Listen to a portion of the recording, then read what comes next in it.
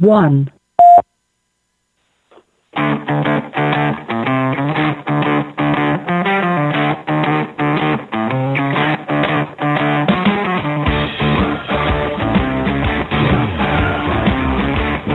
Welcome to Southern Sense Talk Radio with your host, the radio chick, Annie Ubelis. Join Annie on Tuesdays and Fridays at 2 p.m. Eastern Time with an open chat room full of her regulars.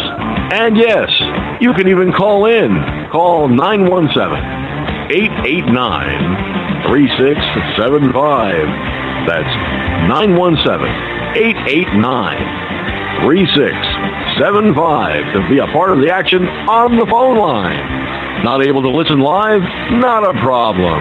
You can always catch Annie, the radio chick, and Southern Sense Talk Radio podcast in archives at southern-sense.com. So sit back, relax, and enjoy Southern Sense the right way.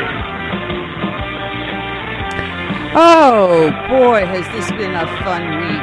1 week after the election and waiting for President-elect Trump to take office. You're here listening to Southern Sense here on Blog Talk Radio, SHR Media, High Plains Media, Kinetic Hi-Fi, The Fix FM out of Charleston, South Carolina, iTunes, Stitcher, Spreaker. Oh, the heck with it. You know what I'm going to say. Just go to southern-sense.com. Put a hyphen in the middle, southern-sense.com, and check it out. I'm your hostess with the mostest, the radio chick, Annie. Along with on the phone line, my debonair and intellectual co-host, Curtis C.S. Bennett. And for special funs and giggles today, in the chat room as co-host is Cal Fritzy of Red Fox Radio. Are we ready to rock and roll, Curtis? Most definitely. Let's rock and roll. I don't even think I introduced myself, did I? I'm your hostess, Annie, the radio chick. It's one of those days. It is just one of those days. It's one of those topsy-turvy days. I don't know which end is up at this moment. But I want to welcome everyone that's listening in on the phone lines and those that are starting to pop into the chat room. We've got ourselves a great show lined up. First up, we've got Putnam County, Florida, School Superintendent Phyllis Criswell, who's going to be joining us at the start of the show. And at the second half, we're going to have returning from the Frederick Douglass Republicans, KCarl Smith. Always a fun guest to have. So we've got a great show lined up and hope everyone's going to be happy and participating with us. And I have no idea what I'm saying. I have no idea. Oh, I haven't been doing this long. Not long at all. But we've got a lot to go over. So much that has been happening. So much to talk about. And if I hear one more person talk about a safe zone, I'll show you which end of a safe zone I'll show you. It'll be on the other end of my fist or my foot. Jeez. Grow up, people out there. You got to show a little bit more compassion. You got to show a little bit more compassion for our friends on the left. Oh, I might hurt their feelings. She doesn't like what I'm saying, and she's getting mad at me. I need a safe zone, Mommy. Yeah, here's a safe zone. I'm going to put you to the moon. 1, 2, 3, my foot right up your you-know-what. I'll send you to the moon. Oh, man. All right. Enough said. I don't even know how to start the show today, Curtis. I swear, I'm walking past the TV and I'm listening to these people out there rioting, complaining, and closing down schools. They can't take their exams. They're so distressed. And Obama's telling people, oh, take a week and a half or 2 weeks to get over the election. My butt. What? My butt. Take 5 minutes, folks, and get back to work. Come on, cut the crap. I give you a safe zone. All right. I'm going to take a chill pill. I am really going to take a chill pill. I want to remind people that we don't start shows off normally like this. Normally we start off each and every show with a dedication to a fallen hero. And today is also no different. Once again, unfortunately, we dedicate the show to a fallen law enforcement officer. It's dedicated to Trooper Timothy P. Pratt, the New York State Police. His end of watch was October 26th of 2016. And as I try to find Oh, my goodness. I have to apologize. Some of the stuff got turned around on BTR. Here we go. This is from the Times-Union, written by Emily Masters. They waited for 3 hours to shake his sister's hands, hug his children, and give Trooper Timothy Pratt one last salute. Hundreds of people stood in a line that snaked around South Glens Falls High School, through the gymnasium, down the hallways, and into the auditorium for the fallen trooper's wake. Entire fire departments piled out of buses. Troopers' wives swapped stories about their toddlers. A young man embraced his former scoutmaster. Pratt, a 30-year veteran of the state police force, was helping a lost truck driver when he stepped off the 18-wheeler's running board onto a county highway and was immediately struck by an SUV traveling about 55 miles per hour. He died from traumatic injuries hours later. Wakes are hard for the family, but I think they take comfort just to see the community support and the law enforcement support, said Major William Keeler, who commands Troop G. Both groups came out in force, with neighbors and friends waiting alongside scores of uniformed officers. Local law enforcement agencies, fire departments, and emergency service crews stood among dozens of gray-clad state police members and their families. Biker groups arrived, clad in leather. Dotted throughout the crowd were officers from state police agencies as close as Pennsylvania and Vermont, and as far away as Wisconsin, Minnesota, North Carolina, and Florida. Televisions positioned along the hallway played slideshows in a loop. Photos showed Pratt patrolling a highway, working with school children, riding a state police motorcycle, and flexing his tattooed arms on a diving board, his face covered by a goofy grin. Then emerged a picture of a love note slipped under coffee beans, an image of him embracing his fiancée, a snapshot of his newborn granddaughter. As mortars approached the school auditorium, his state police issued a Harley-Davidson, leather jacket and insignia marked helmet came into view. Parked on the scuffed linoleum, the newly waxed bike gleamed with Pratt's name prominently displayed on the side. Inside the room, his flag-draped coffin was guarded by 2 troopers standing at attention. His family stood nearby, each one dressed in state purple police and wearing one of his many name tags. Behind them, flowers adorned the high school stage. As the line inched forward, Pratt's family clasped hands, hugged everyone who leaned in, and said over and over, "Thank you for coming." Also from the Times-Union, written by Emily Masters. With hundreds of people packed inside a Catholic church and 1,000 more outside, family, friends, and co-workers of Timothy Patrick Pratt bid farewell to the fallen trooper. "They don't make many like Tim Pratt," said State Police Superintendent George Beck inside St. Michael's Church. He said, "He was funny." But Beach noted the serious way Pratt handled his job on the highway patrol, mentoring young troopers about being safe. "Tim's work saved lives," he said. "Tim dedicated his life to helping others." Hundreds of people packed the church, and more than 2,000 state troopers and other police officers gathered outside the church for the 2-hour service. Pratt's 3 children, Shane, James, and Sarah, and his fiancée Sue Clark, were joined at the funeral by Governor Andrew Cuomo and Albany Bishop Howard Hubbard. "Every day of my father's life, he was the hero of heroes," Sarah Pratt told those gathered at the funeral mass. She spoke about her family's love of movies and how they would complete entire conversations using only movie quotes. Recalling a line from the comedy Zoolander, she remembered asking her father, in all seriousness, how to spell usually. She wanted to use the word in a school paper. She heard her father's recliner snap down, and he came into the room. "What the heck is a eulogy?" he asked. "You know, the speech you give at a funeral," she said. "I believe that's eulogy," he said, cracking up. Throughout her remarks in church, Sarah Pratt managed to keep her composure until nearly the end. "This is his strength, standing here talking to you today," she said. The hearse carrying Pratt's body was accompanied to the church by hundreds of police officers on motorcycles and colleagues driving his patrol car. With bagpipes wailing in the background, state police carried Pratt's coffin into the church. No sound except the drums and bagpipes could be heard as the coffin was placed in front of the altar and the American flag folded. The morning was overcast, but as the casket was carried in, the sun burst through the crowds. Several troopers later said that they saw an eagle flying overhead. Today's show is dedicated to Trooper Pratt.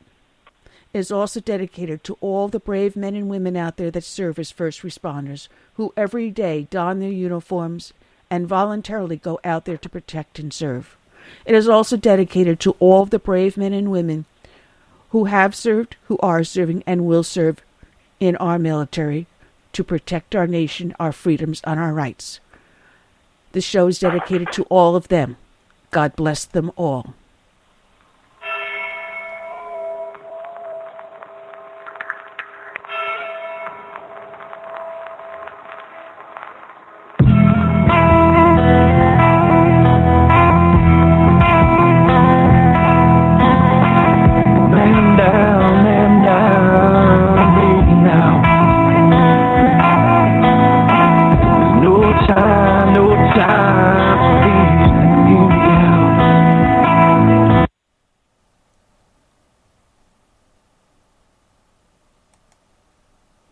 Hello, is this Phyllis? Hello. Hello, is this Phyllis? No, I was just calling a listener. Oh, okay. Thank you for listening in. All right. Long hard years we try to get it right. Tell her I've been waiting. That she makes it through it all. This is my last call.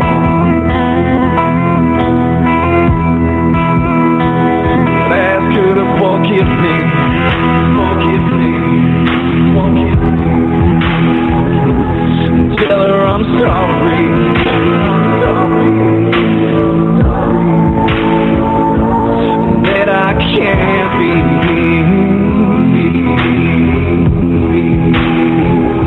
the man that she's gonna be.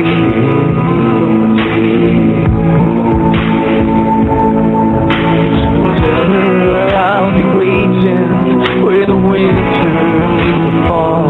This is my last call.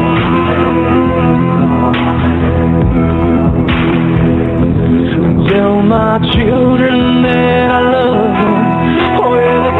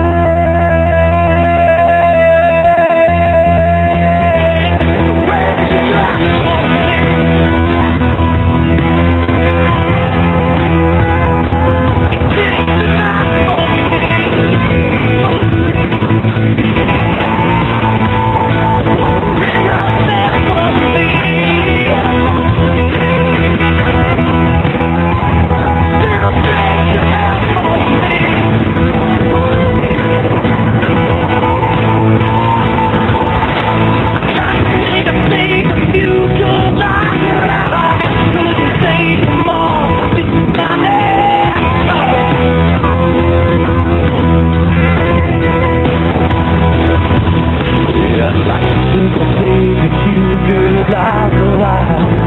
You can say my own, this is my last.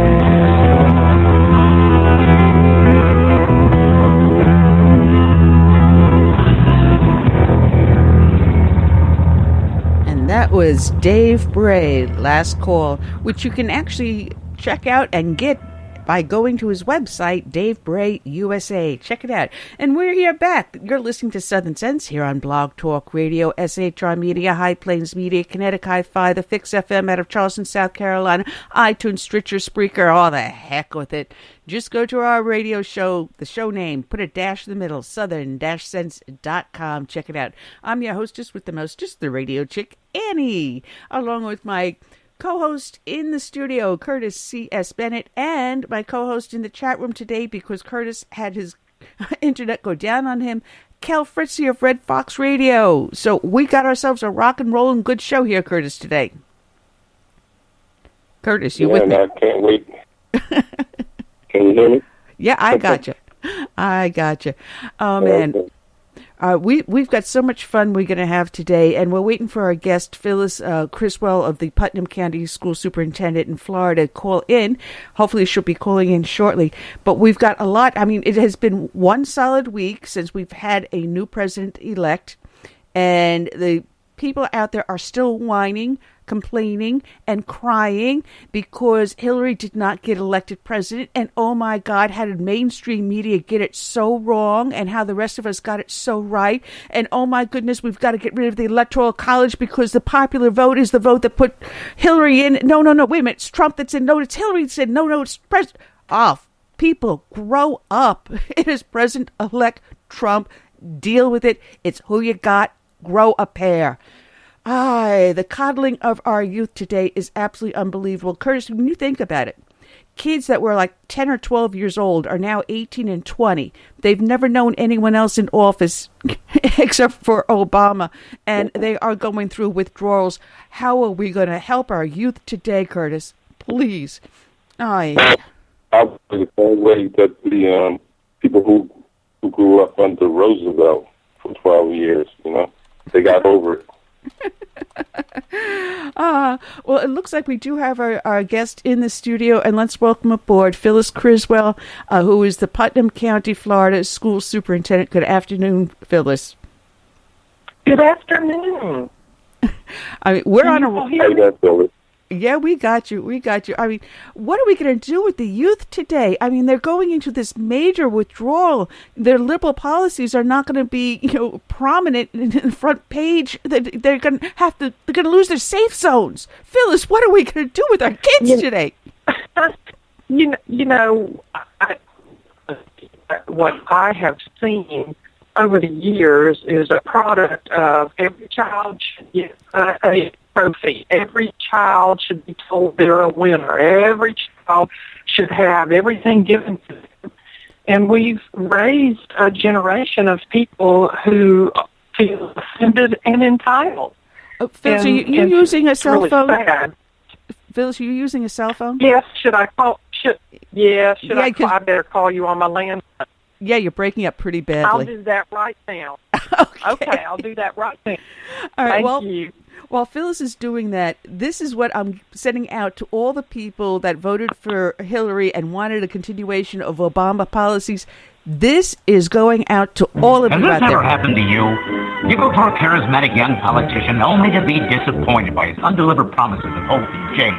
If you're like much of the American voting public, you surely have. Has your car been marred by an unsightly blemish? Has your property value decreased due to the regretful political statements on your neighbor's car? Are you tired of being embarrassed to drive through your own neighborhood? Hi, I'm Brad Stein, and I'd like to introduce you to a brand new product that can help you cleanse your car and your life from any regretful election day decision. Introducing the Obama Bumper Sticker Removal Kit. How does it work? Let me show you. Simply pull your car into a garage, empty warehouse, or otherwise inconspicuous area. Use the official BS scraper to remove the old BS from your car and replace it with a brand new bumper sticker. It's just that easy. Even works on a Prius. What about your friend, neighbor, Or that hippie stepbrother who bought into that Obama BS. Don't make him live in shame. Anonymously send him a BS removal kit of his very own. The BS removal kit works on BS of all kinds. Hope and change. Change you can believe in. And that oh so hard to get rid of Obama Biden's BS. So rid your car and your life of Obama BS today. Only at bsremoval.com. The Obama bumper sticker removal kit does not get rid of higher taxes, mandatory health insurance, or high unemployment. Satisfaction is not guaranteed because, well, you've always proven that you don't make very good decisions. As a matter of fact, that skit was done by Brad Stein, who will be joining us later on this week. Want to welcome back once again Phyllis Criswell. Good afternoon, Phyllis. Thank you. I'm sorry. Yes, I was not in my office, and I was trying to use my cell phone. I should have known it wouldn't work. I am on my landline now. All right. Well, we were talking about the safe zones, these kids that cannot cope, and they're always told, oh, they're always the best and they're always a winner. They are never going to realize and get through life unless they face reality. Phyllis, what are we going to be doing with our kids today? You know, and part of that, of course, is that we raise that generation to think they're all winners, and they think everything should be given to them. They don't have a work ethic. We are going to sorely miss the greatest generation, because that was a generation of our parents, my parents, who believed that you worked hard, you cared about your country. It was about what you could do for your country, as John F. Kennedy said, not what your country could do for you. And you took care of your family and your family problems, and you didn't air them out in public. And it's a different world. And unfortunately, those children are now in college or out of college, and they are taking over. And I really am afraid of what's going to happen in the future. I know that it's not everybody. We have some really good ones out there, but we don't tend to hear from them because they're doing what they're supposed to do. We hear from the ones who are, I'm trying to figure out all the rioting and all the craziness. It's like, and how does that help? And how will that change what you're unhappy about? Instead of doing that, why don't they get together, a number of people that are out doing this, think of the good they could do if they were concentrating on positive and doing something worthwhile for their community, their state, their country. I'm telling you, it's a really hard thing for me to see and to deal with, because that's not the way I was raised. And I know that I'm not of their generation, but right is right and wrong is wrong, and that's always going to stay the same. You know, I'm not sure how to help. And the other issue is a lot of our teachers are younger, and they are of the same mindset. So in order to change the education system so that our children learn about work ethic and about community service and about working together for the good of their community, their state, their nation, we're going to have to change the mindset of the teachers as well. And unfortunately, I'm not going to be here to continue to try and do that. So in Putnam County, someone else will have to do that. But I really do think that's the answer. That when I first came into office, Dr. Joe Joyner, who is superintendent of St. Johns County Schools, he is probably one of the finest men I have ever met. And everything he does, he is all about servant leadership. And I had him come to Putnam County, and I had all of my principals, assistant principals, and all the district-level administrators come to a workshop that he did for us on servant leadership.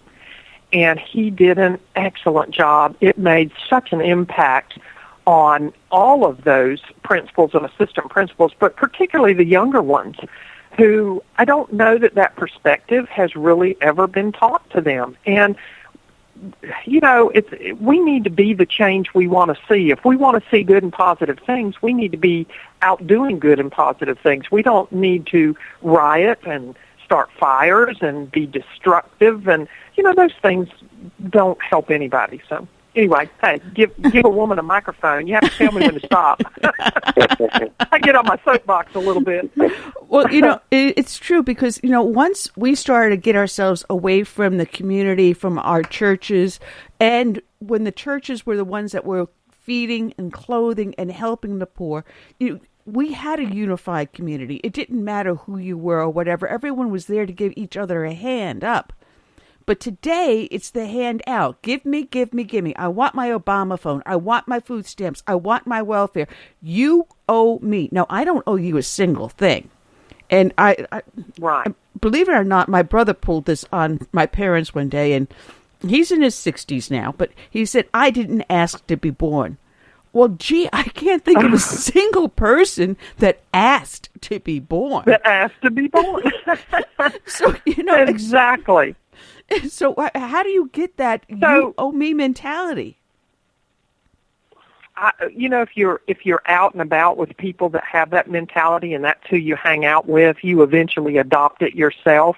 And when you see people who have adopted that mentality and seem to be living in that manner, I guess for people who aren't self-motivated and self-driven, it's an easy pit to fall into because it's so much easier to let somebody else pay for everything and give you everything, because you really don't want to work. Now, not wanting to work is, again, something I don't understand. I'm not happy if I'm not working, and I feel much better about myself if I'm working hard. Even if I don't get everything I want from working hard, I still feel good about myself for working.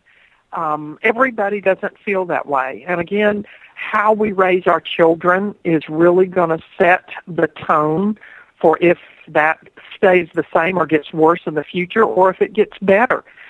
And I'm not sure what we can do as educators. What we can do, of course, is train our teachers so that they teach that in the classroom in everything that they do. Little things like lining up, having the boys understand, let the girls go first, having all the children think about the needs of the other children before themselves. Those are things that have to be taught to this younger generation. And until we put that as part of, not necessarily part of the curriculum, but make it ingrained in our teachers so they do those things naturally, we're probably not going to see a huge shift from this until we do that. And that's something that superintendents have to insist on. And if you look, again, I'll use Dr. Joyner as an example. Right there in St. Johns County, he does the Character Counts program, which we also do in Putnam. But Character Counts is about building character. You're trustworthy and you're reliable and you're honest and you're, all of those character traits that are so important that if everybody had, it certainly would serve to make our whole planet a better place. And I don't know why people don't see the positive effects of that and promote it instead of constantly thinking that, they've got it hard and they shouldn't have to work and why can't things be given to me? I don't know. I don't get it. Maybe you can enlighten me. Hey, Phyllis, this is Curtis. How do you balance the needs of gifted children versus the needs of the underachiever? And I'm speaking of funding, too. We've, of course, in Putnam County, because most of our children, actually 80% of them, live at or below the poverty level. So in Putnam County, and that's been the way it's been in Putnam County for probably 30 years. And so we call them at-risk children because they live in homes where the parents are not well educated. Maybe they got a high school diploma, maybe they didn't. They often, more often than not, live in a single-parent home, so that the parent is struggling to make ends meet if they're working, or just to live and exist if they're on welfare. And they don't read to the children. They don't encourage them to do well in school.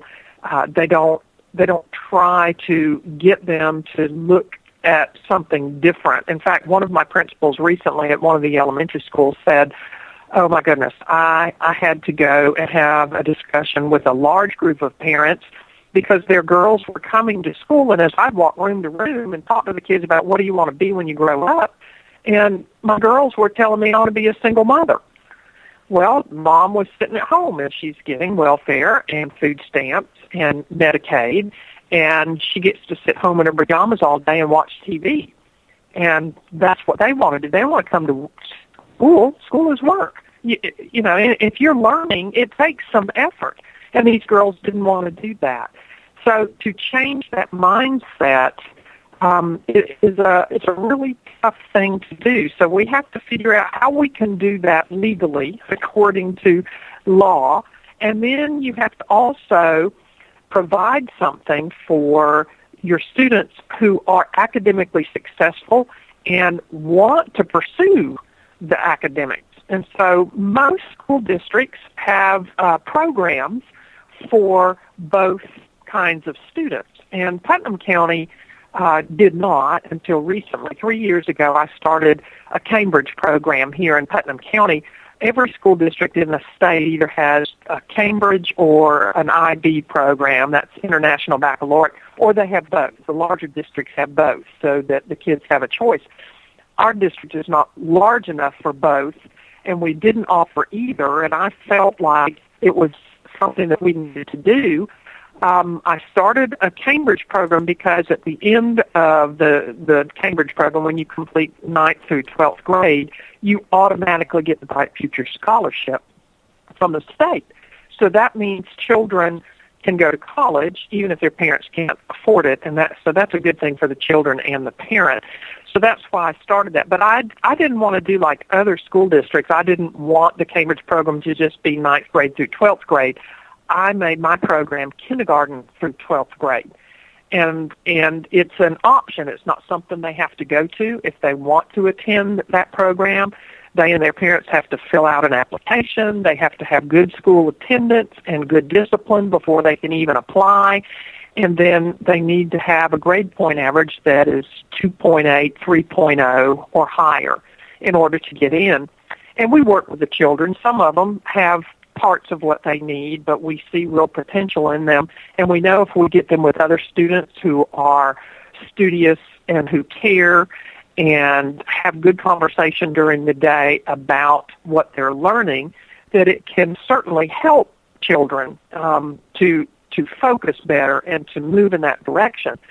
What we've counted on in the past in our classes is that those particular children that are in our class would bring everybody up. But what we found is you don't have enough in each class for that to work, and the troublemakers end up bringing the good kids down. It's much easier for some reason to do bad than to do good.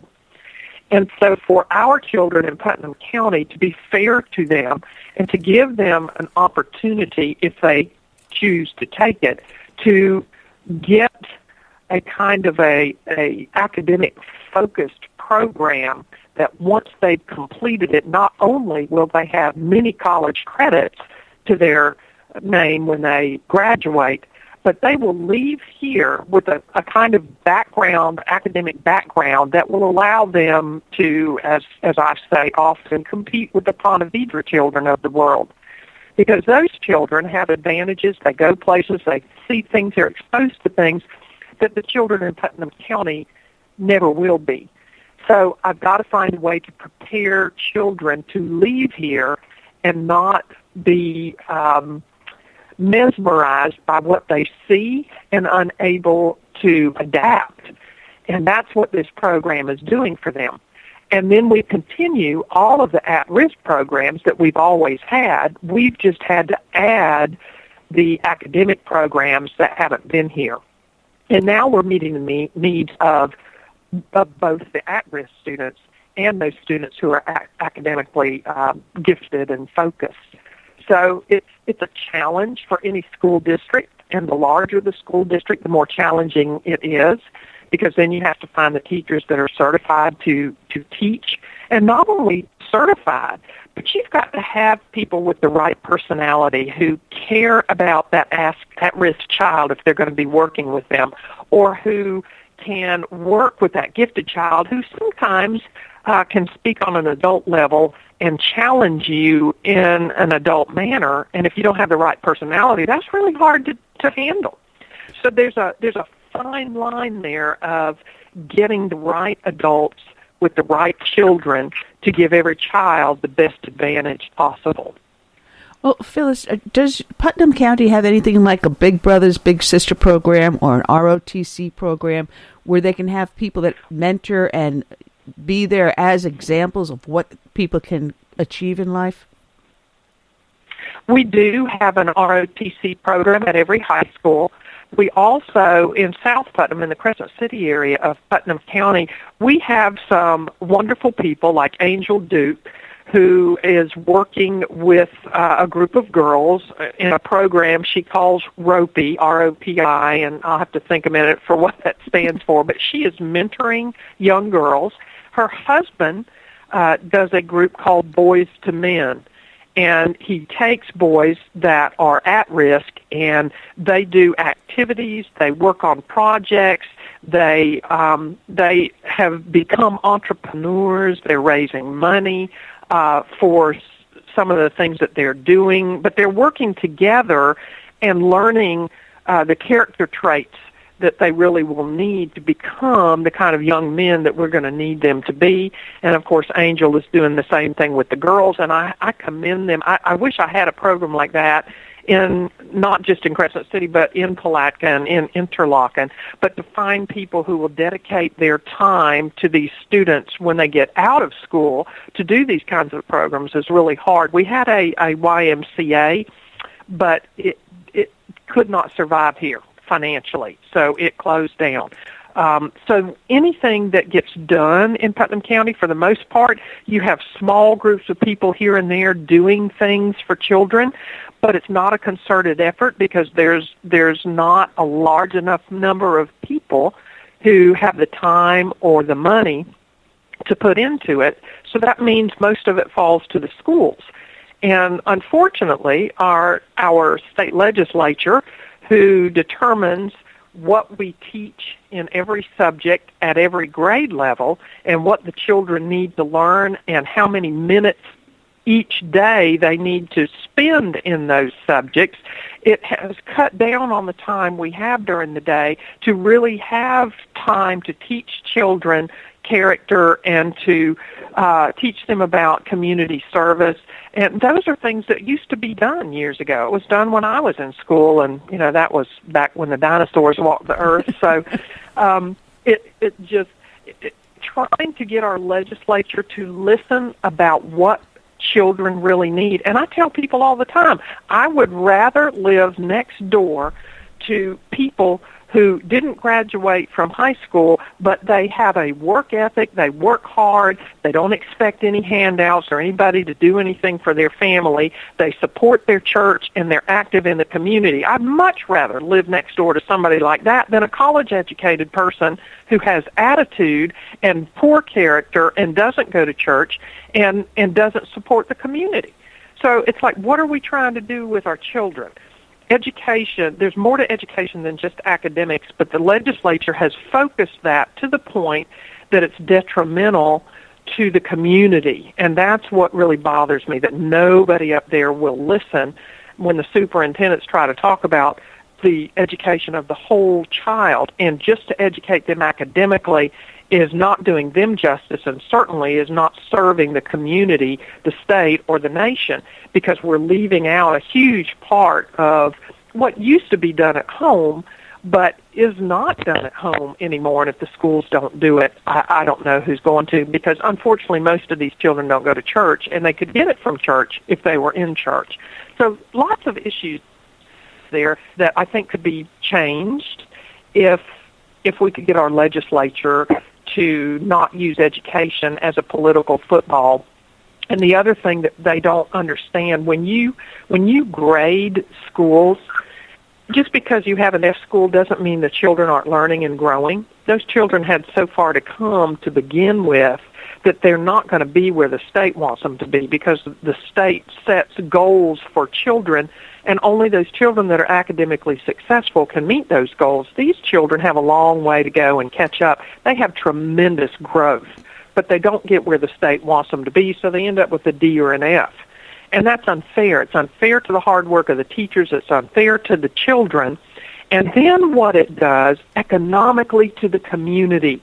When you have people getting online looking to move to an area and they're looking at your grades and your schools, they're judging you based on a letter grade that does not tell the whole story. And it's sad. It's a crime is what it is, because poor communities all across the state are being economically affected by a letter grade, and that shouldn't happen.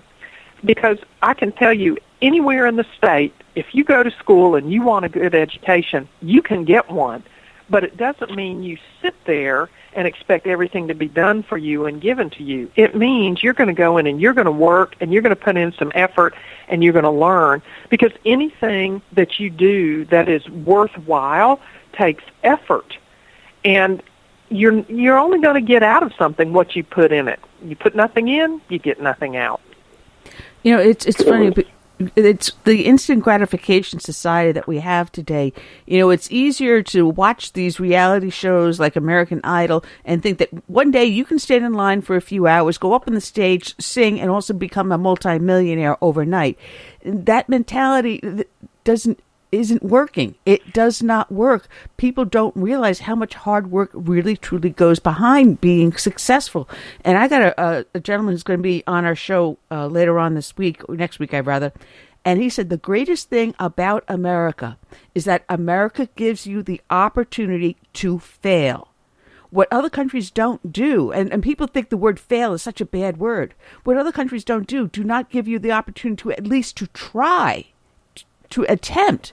So you don't even have the opportunity to fail or succeed. But we give you the opportunity to try. And if you fail, you can pick yourself up again and try again. And you can fail again and pick yourself up and try again until you do succeed or find something else that you're better at and try something different. That is the best thing about America, that we have the ability to fail. And everyone thinks it's a bad thing, but no, it's a very good thing, because you have the opportunity to be what you want to be and not what government tells you to be. And this is what you and I grew up on. Yes, it absolutely is. And because we have the opportunity to fail, and if you go to church, you know that God lets you fail. God needs you to fail, because when you fail, you turn to Him. And that's what He wants. He wants you to realize that you need Him. The same thing that happens when you fail at something that you're doing at work or wherever. You learn such valuable lessons and you grow. And failure does produce growth. If you never fail, you really don't grow. So you're absolutely right, and it's something that our society does not promote. If you fail, you're a failure, and that's the end of the story, when truly it's not. And again, that's what the greatest generation knew. They kept trying and learning and building on their failure, and that's what made them successful. But we have a new generation that, again, until we address it in the schools with the help of our legislature, we're not going to see a change on a greater level that we need, because you're going to have children in homes that are learning those things, but we don't have the numbers of children at home learning these things that we did when our parents were kids and when our parents were raising us. My father was at Pearl Harbor. I mean, he taught me. And in fact, I'm only talking to you today because he survived it, and he when he married my mother and they had the 5 of us, there was never a day that went by that we didn't pray over breakfast and dinner as we sat together as a family, that we didn't talk about what we need to do and how children need to act and respond to adults, whether it was at school or at church or on the sidewalk or wherever we were. And he talked about community service and love of country and patriotism, because we were lucky to be in a country where the government didn't tell us every move to make. We could make choices, but that with freedom comes responsibility. And people don't want to be responsible. It's really sad today. Adults and children aren't learning it because the adults don't want to be responsible. And you have to be responsible for your behavior, for your actions, for your choices, because you have a choice. And how hard is it to make the right choice? We choose not to. Many people choose not to. It is very... Yes, sir. What is the role of the school board juxtaposed to the superintendent's role? The school board, now it depends, because in the 67 counties we have in the state, there's at least 27 counties that still elect the superintendent. And, of course, you elect your school board. So the school board is responsible for policy. They make the policy for the school district because that's required by state statute. And then they also have to approve all the finances. Anything that's spent, anything that's done with the finances, they have to approve that. And that's basically their role. They can be involved in other ways if they choose to be, but legally, those are the two things they're responsible for. The superintendent is the head of the school district, and the superintendent is the secretary to the board. And the superintendent works with the board chairperson to set the agenda for each board meeting. And, of course, board members can bring to the board things that they want to discuss, and it can be put on the agenda. And the superintendent, though, is responsible for the day-to-day operation of not just the schools, because there's so much more that goes on in a school system than just the academics, because you have a maintenance department and a transportation department with buses that you have to operate to pick up children and take them home, and you have a purchasing department that makes purchases, large purchases of paper and other items for the school district, for all the schools. And you have your exceptional student education department that has to follow all the rules and regulations of not only the state, but also the U.S. Department of Education. And there's about 15 departments that you work with on a daily basis besides just doing the academics. So the superintendent is responsible for all that goes on in the schools and all the departments and overseeing it, making sure that board policy and state law is followed, and then making recommendations to the board about the things that the schools and the departments are doing. Does that help? Oh, yeah. Well, I got to say, here in South Carolina, where I live, our school superintendent is actually locking horns with the public. He tried to change some policies, including nepotism in hiring his wife.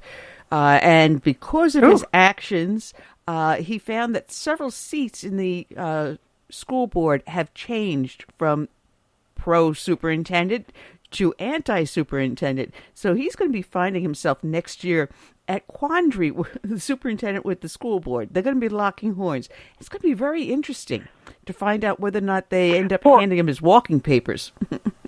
Yes. For a superintendent that's appointed, the school board at any time can release him or her based on the contract that they did with that person.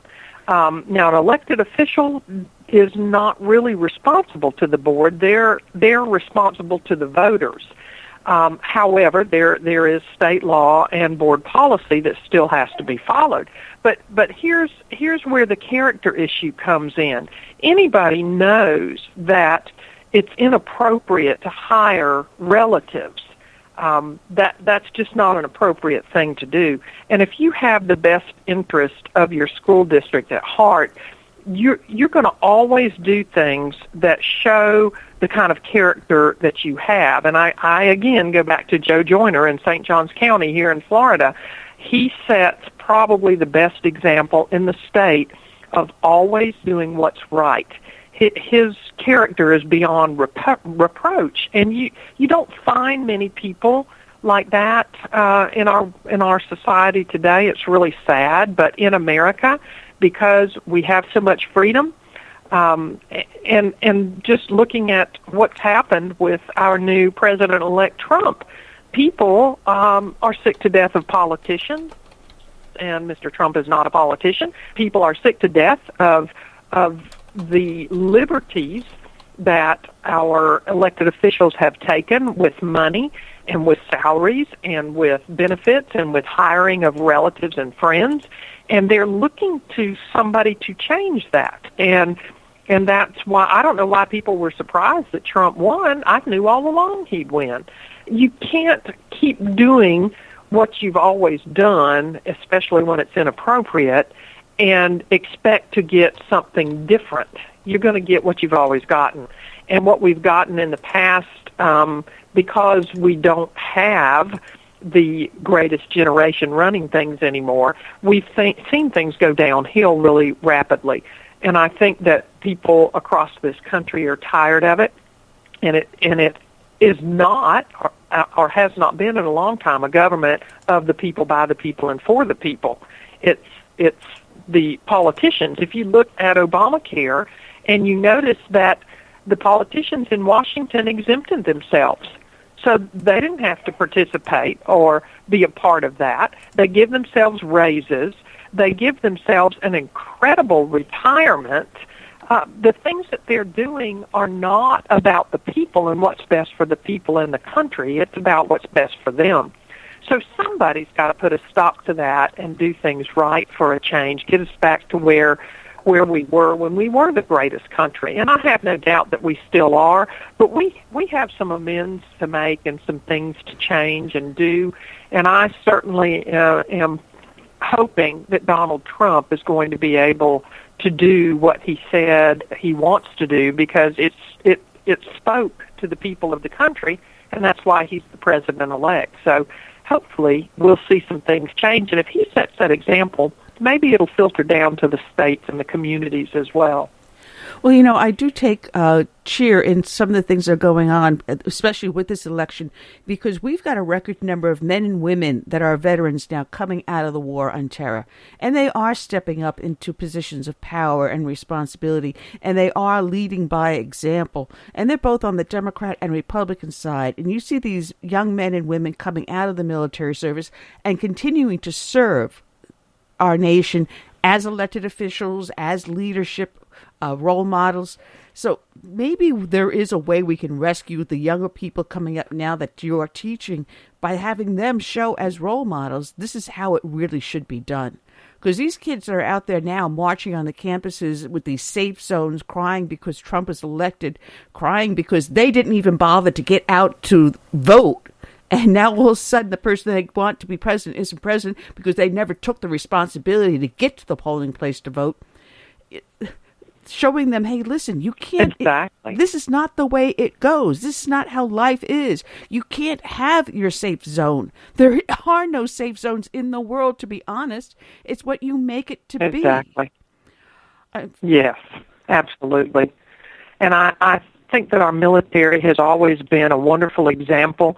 They took young men and molded them into the kind of men they needed to be, and that's why we've always had the greatest military in the world. But even they have had to change some of what they've done in the past, which is really disheartening to me, because they really tear a person down, build them back up, make them into the kind of people that we should all be. And certainly those are the kinds of young men and women that I hope will come back and serve their communities and their state and their nation in all manners, whether it's with nonprofit organizations or whether it's in our government or whether it's in our businesses. We need the kind of training that they've had, the kind of discipline, the kind of honor that they were taught and that they have. Because when they've learned that in our military, they come back and they hold to those things that they were taught, and that can only serve us well and help us get where we need to be as a country. So I'm really thrilled anytime I see any of our military people who come out and get back in the community and are continuing to use the things that they were taught while they were in the military, because it certainly is much better for all of us. Yeah, well, hopefully with Trump in there, he can stop the social engineering that is going on in the military. I mean, that is very, very destructive. And bring back the way it should be. There should be no reason why a soldier could not have a Bible on their table. There should be no reason why a soldier should be disciplined or criticized for reading conservative materials. Politics does not belong in the military, and just they have the same Bill of Rights that we have. So we've got to allow these men and women to exercise their freedoms that they are fighting to defend. It gets me crazy. Yeah. It gets me crazy. You're exactly right. We certainly do. So, well, we do have a caller in on the line for the last few minutes. You're here with us. Let me bring this one person in. And Shaddy, you are on the air live with Southern Sense. I'm your hostess, Annie, the radio chick, with our guest, Phyllis Criswell. You have a question or a comment? We've got 1 minute. Yeah, my comments are, you are right. We are the nation of the dummies, because if we are not a nation of dummies, our conditions, our room for improvements would be much, much, much more higher. And for the first time in the history of mankind, we put somebody in the White House that is not have a tie to globalist and New World Disorder system, let's put it that way. And I think we may have won, but they're not going to give up, and there is going to be mass riots in the United States, as you are aware of it, and it will continue. And I think they're not going to let Trump to go above January 20th or even before. What do you think of that, please? Well, that's a lot. I really think that we're going to see things that we've not seen in America in a long time, because I do believe that President-elect Trump is going to make decisions and move us forward in the manner that he has promised.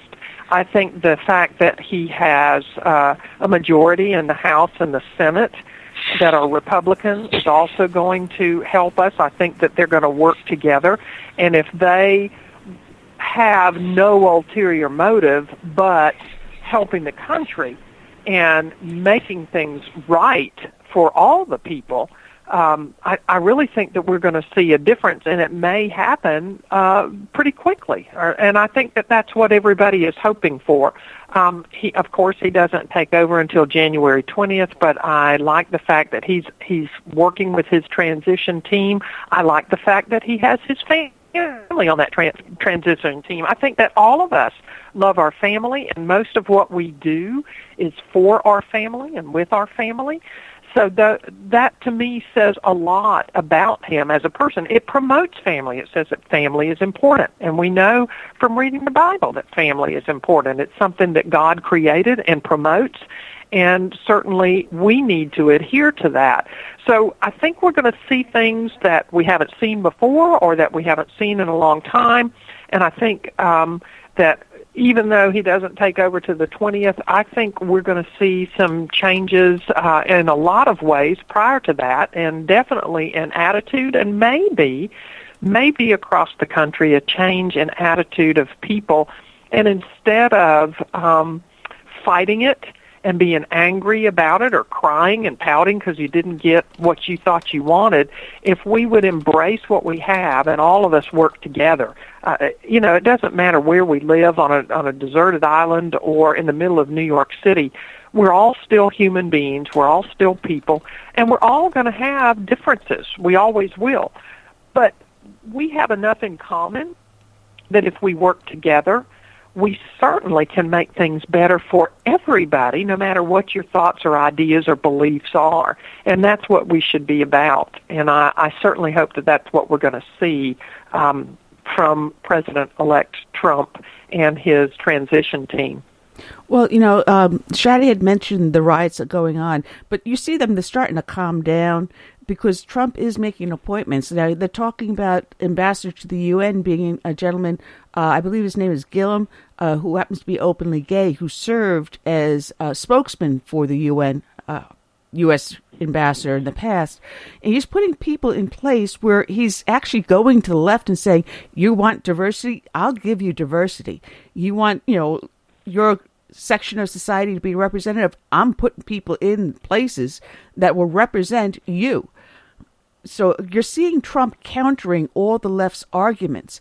But the funny thing is, I mentioned this to my husband earlier, and I says, you notice that when the left, like Occupy movement and stuff, they start to do their protests, they do it just before winter sets in. So they end up protesting for just a couple of weeks, and then all of a sudden the cold hits them, and they're going, oh, wait a minute, maybe this wasn't such a good idea. Exactly. Well, the sad thing is you're never going to be able to please everybody, no matter what you do. And there are those people out there who just want something to be mad about. And they're never going to get on board, and they're never going to help, and they're never going to compromise. But compromise is very important. We have to realize that we can't stomp our feet and get our way. That's not what's appropriate. What we need to do is work together so that together we can make things better for everybody. Nobody is going to get everything that they want, but it's better to get some of what you want than none of what you want. And that happens through compromise. And a lot of that has to do, I think, too, with education. If you're an educated person and you have learned through the years how to give and take with others, then you tend to do that better than others. And then you've got that group of people, though, that it doesn't matter. They're going to be angry, and they want something to be angry about. And even when you work with them, they want to be angry about that. So I don't know what you do, but if we could get the majority of the people working together, just think what we could accomplish if we're all working together, as opposed to, I'm going to carry a sign, I'm going to be mad, I'm going to go out and protest, I don't want to hear anything you have to say. I mean, let's be smart about this, and let's work together for everybody. It serves no purpose to do anything else. Well, Phyllis, I want to thank you for joining us. I'm just going to make one last thought, though. Wait until Mom and Dad get the bill from the college and university while Junior or little Sissy is out there protesting. And when they end up having to pay the tuition bill, and they're saying, wait a minute, you weren't even in class, you didn't even show up for your exam, and I've got to pay this bill? Oh, wait until you see it hit the fan. That's the other thing. They want to get credit for classes without going. It's like, hello. Well, so you're absolutely right. It has been a pleasure, and we welcome you back. You have been a joy. I have just sat back and enjoyed listening to you, and I definitely do want to have you back on. Oh, thank you. I've enjoyed it. Well, if you get some good comments from listeners and they enjoyed it, I'll be happy to do so. All right. Well, you have a great and blessed day. Thank you so much. Thank you so much. Mm-hmm. Thank you, Curtis. All right. Now, I can't believe I had so much fun listening to her, but I also have one of my favorite guests. Yeah, time flies when we have a really good guest like that.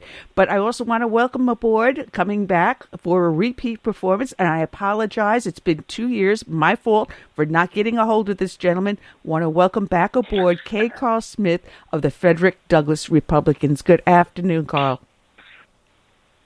Hey, how you doing? Good afternoon. Nice talking to you. And I think you got Curtis there with you too, don't you? Yes, I do. Yeah. Yes, I do. How you doing? My partner in crime. Pretty good. Thanks for having me back.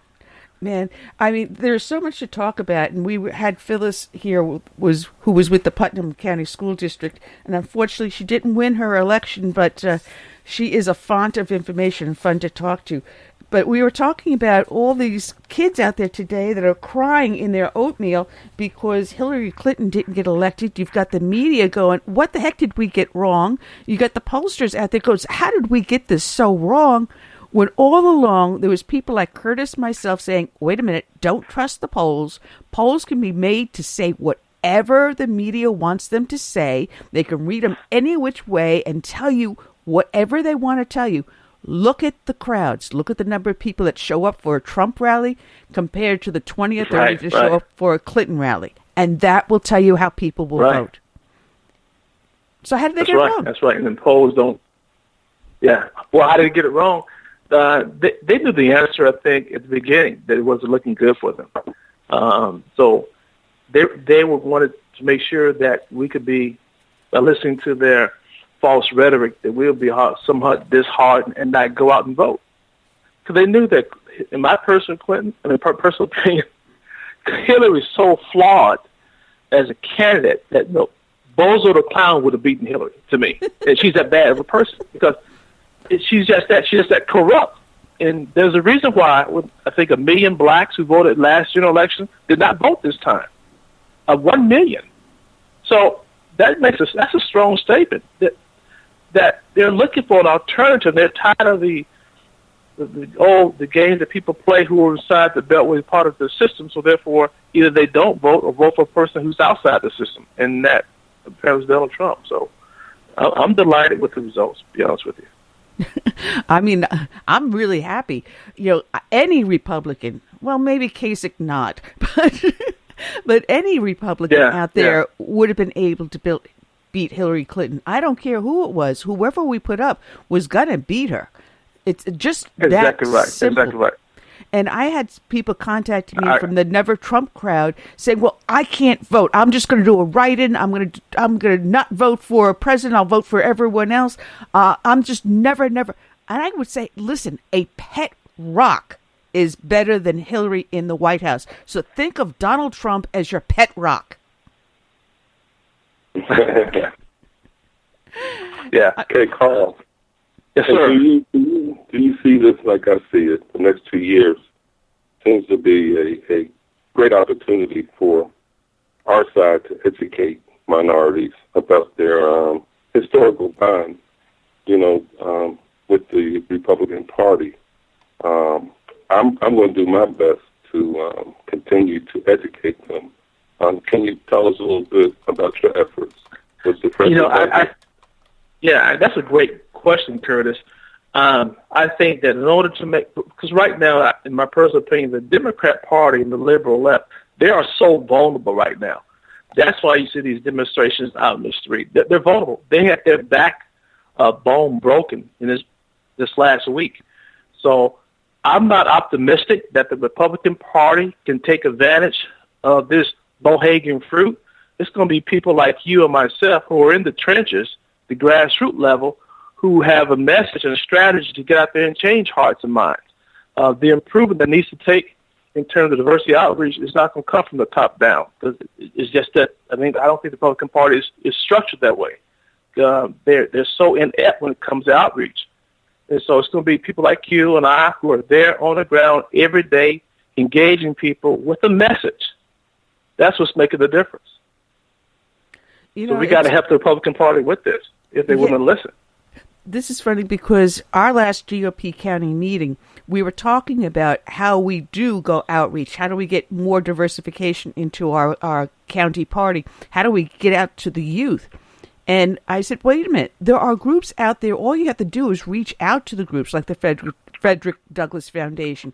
We've also got Turning Point USA that has been organizing colleges all across the nation. They did 50 colleges in 50 days. Why aren't we reaching out to them? Because we've got the University of South Carolina right here in town. That's a major campus. We should be reaching out to them. And I said, there are groups that all you have to do is reach out to that group, that organization that represents that group, and try to pull them in and invite them to your monthly meeting. It's as simple as that. But why can't they see that? Why is it that you and I see it, but they don't see it upstairs? I think they do see it. They just don't know how to go about it to make it happen and to be productive with it. what I've noticed over the past 8 years when it comes to doing outreach to I don't care if it's minority groups, young people, or women, when it comes to doing diversity outreach, people don't know what to say. Now, for example, if you go into the minority community and you want to do outreach and you go there and you identify yourself as a black conservative or Tea Party conservative or as a Republican, you're going to get immediate pushback because those are not the words of liberty in minority communities. So the wall is up. So it's not that they disagree with your values. The wall is up because you use a language that's an oppressive language to them, not a liberty language. So Republicans, conservatives got to learn how to articulate a unified language of liberty that sparks a strong emotional appeal for conservative values without using that word conservative, because that's not the word of liberty in minority communities. That's the problem. But that is they don't know what to say, so they go and use the wrong word. But that is the opposite. That's the opposite of what the real truth is, because conservatives and Republicans were the party of abolition. They were the party of liberty, of freedom. And this is where we're not educating the people and the public. I had a gentleman I invited to our Tea Party meeting, and he goes, "Oh, no, I can't go to anything Tea Party." I said, "Why not?" He goes, "I'm a registered Republican." Sure. Wait a minute. Right. And I said, wait a minute. I'm a registered Republican. I'm the leader of this Tea Party. I'm also the legislative chair for the county GOP. I'm also the precinct committee woman for the Republican Party. So you can be a member of both of them. He goes, "Oh, I didn't know that." It's a matter of getting the message across. And this is where the problem is. I also had someone come to our Tea Party meeting that was a member of the Black Chamber of Commerce. And we were talking about a local option sales tax, and it was for the school. And as we were discussing the sales tax, I turned around to this young man who happened to have been African American, and I said, "Can you tell me how any of this money is going to make it into the classroom over in this elementary school in St. Helena?" I said, "Are you aware that not one penny makes it to the student? Every single penny goes to brick and mortar. It means it goes into a building, or into a new building, or it's actually in the sales tax. They had 2 air-conditioned hot dog concession stands for Hilton Head." I said, "How does that help the student in the elementary school in St. Helena?"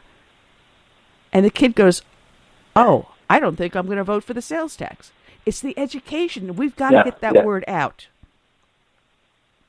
And that's right. And I guess that's the point of Curtis's question, because right now, I think with the right message, we can permanently disable the Democrat Party and the stranglehold that they've had control of the minds of people in the minority community with their false propaganda.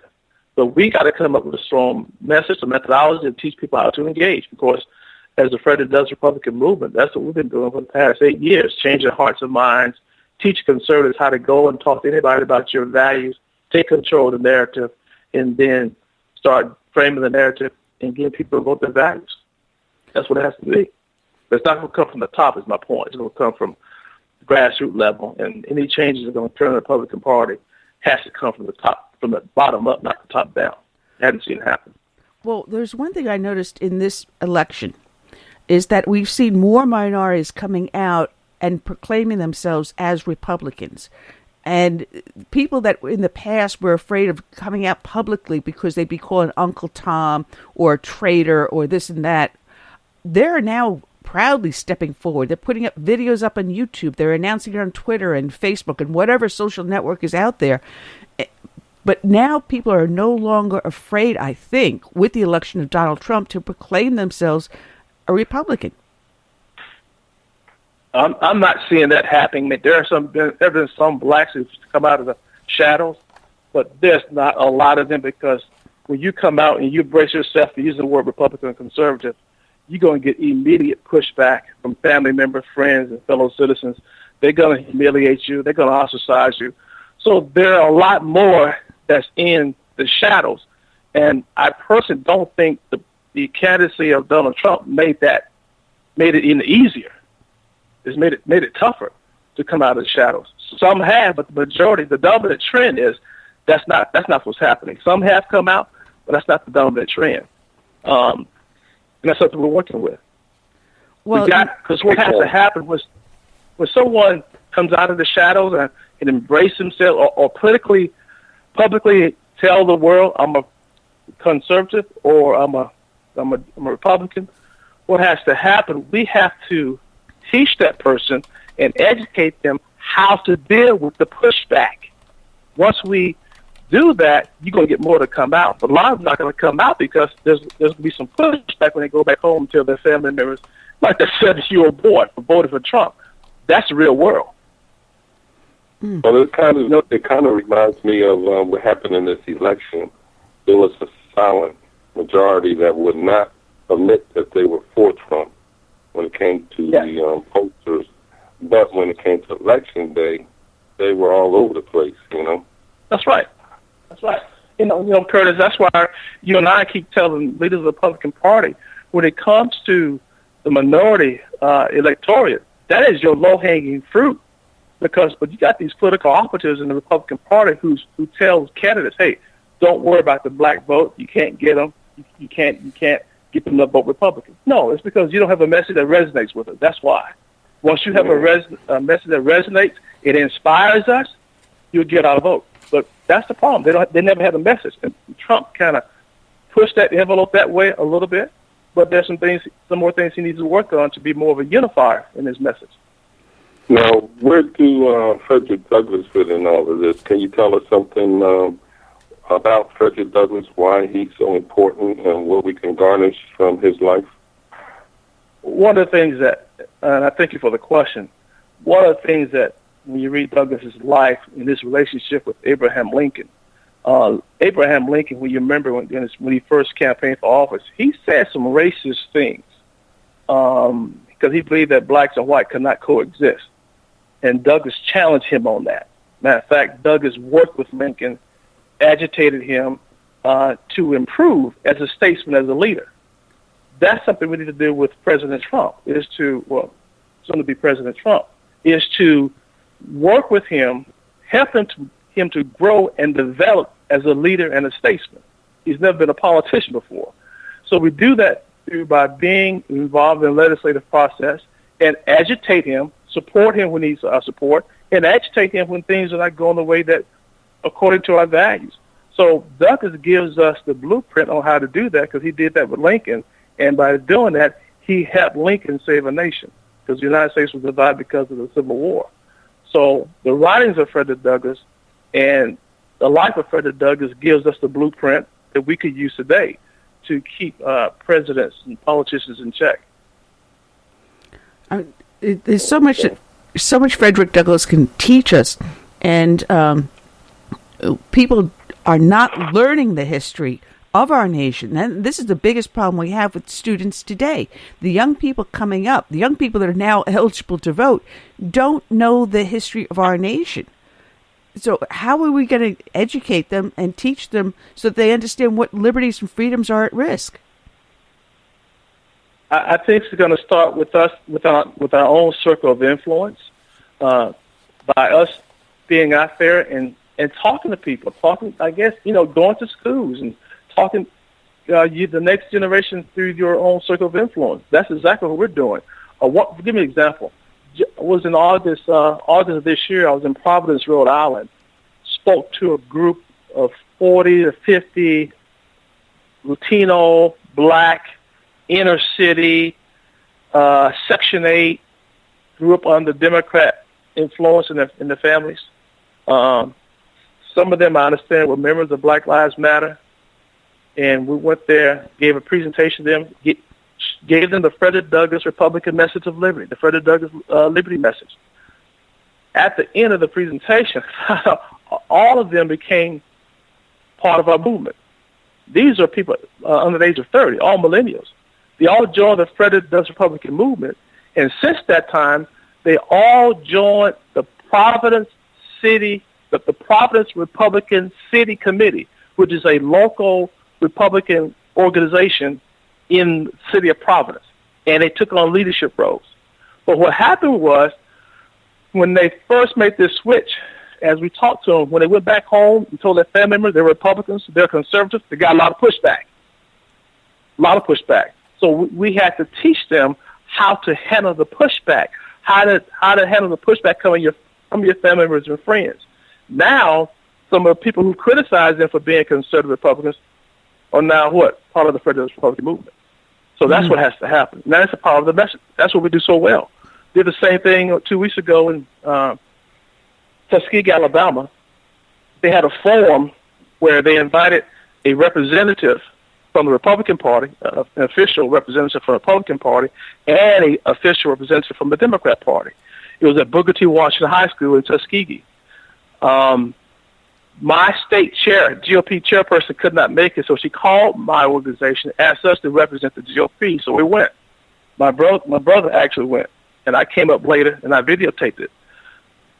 100 blacks, all seniors, came in. We're going toe-to-toe, giving the Republican message with a Democrat guy giving this message. Make a long story short, when they were introducing my brother and I, my teacher was standing next to me, and they introduced us as Republicans. She leaned in my ear and said to me, traitors, called my brother and I traitors for being Republicans. So my brother got into the presentation. When the presentation concluded, this same teacher came to me and said, I did not know all that. Can I take your Frederick Douglass Republican Life Empowering Values card? I want to blow it up and put it on the wall in my classroom. Wow. So black teachers, the black principal, came to us and said, now you have opened our eyes and our minds up to the possibility of being Republicans. But only way we could be able to do that, we did it through the writings of Douglass. My point is, if the Republican Party is serious about diversity outreach, sometimes I question that, and serious about bringing unity to this country, if Trump is serious about being a president of unity, which we need right now, he can't do it without Douglass. It won't work. Because what happens, if you don't use Douglass, now you're the victim of the propaganda of the left. They're going to call you a racist. They're going to say you don't care about the poor.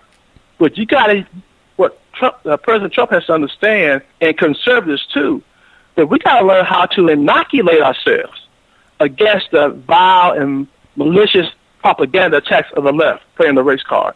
We don't care about the poor. We hate women.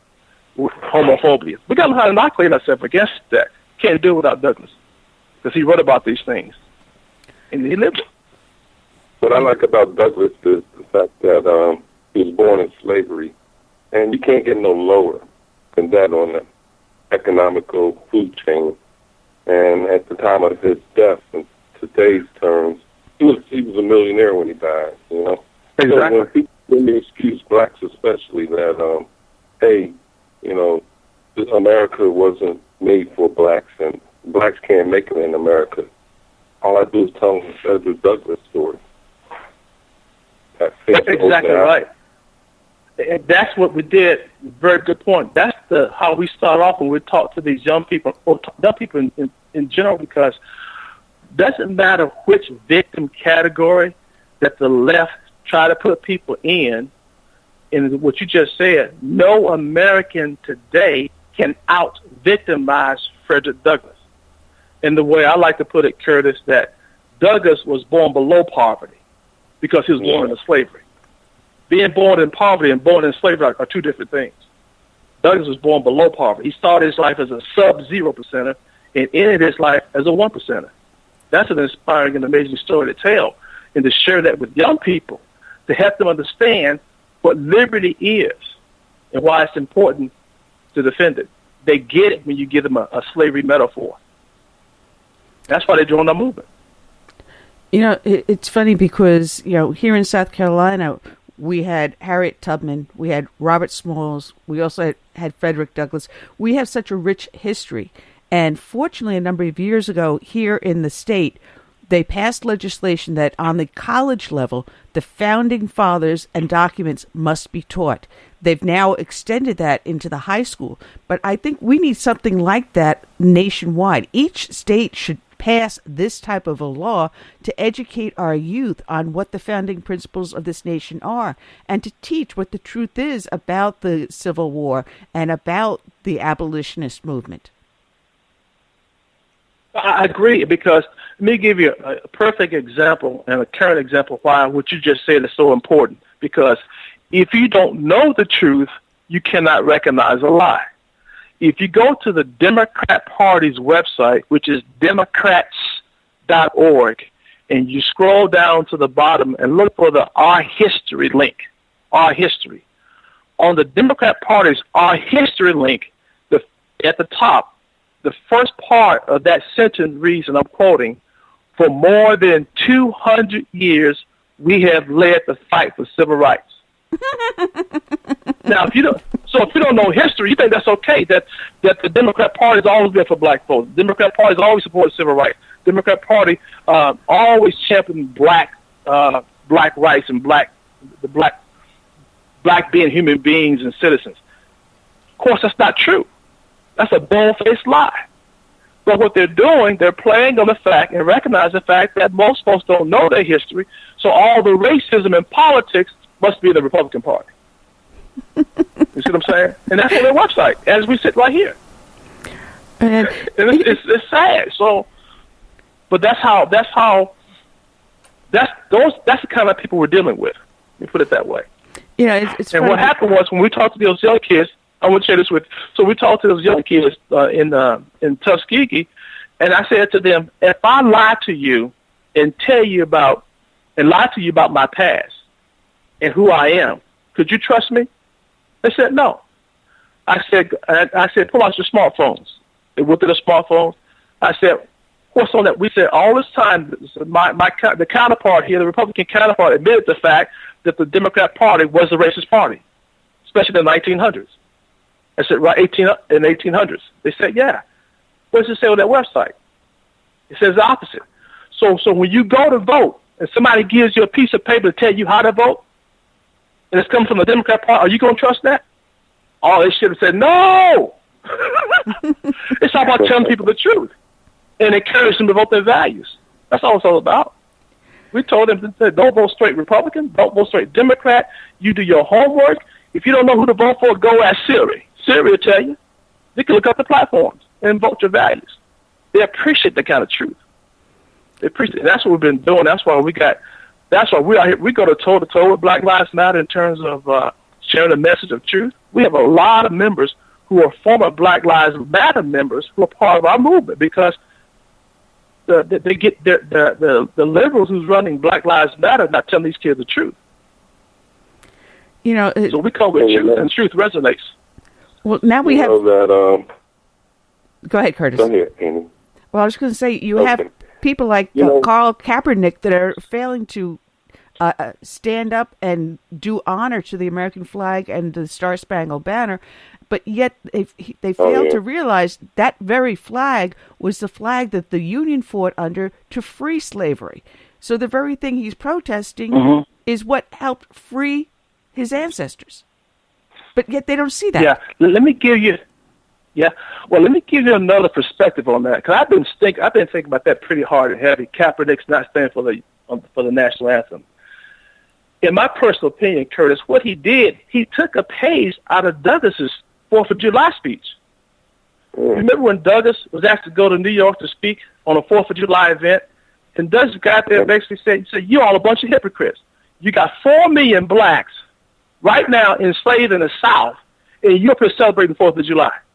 So he said, what to the slave is your 4th of July? So basically, I don't know if he did it on purpose or unconsciously, when Kaepernick, because remember now, he did it as a result of some of these, how police were handling some of these black people they arrested or stopped for a traffic violation. Some of them were not justified. So Kaepernick was protesting and said, look, just pay attention how these cops are treating black men. And so he did that by not a violent protest, not a violent demonstration. He just sat down.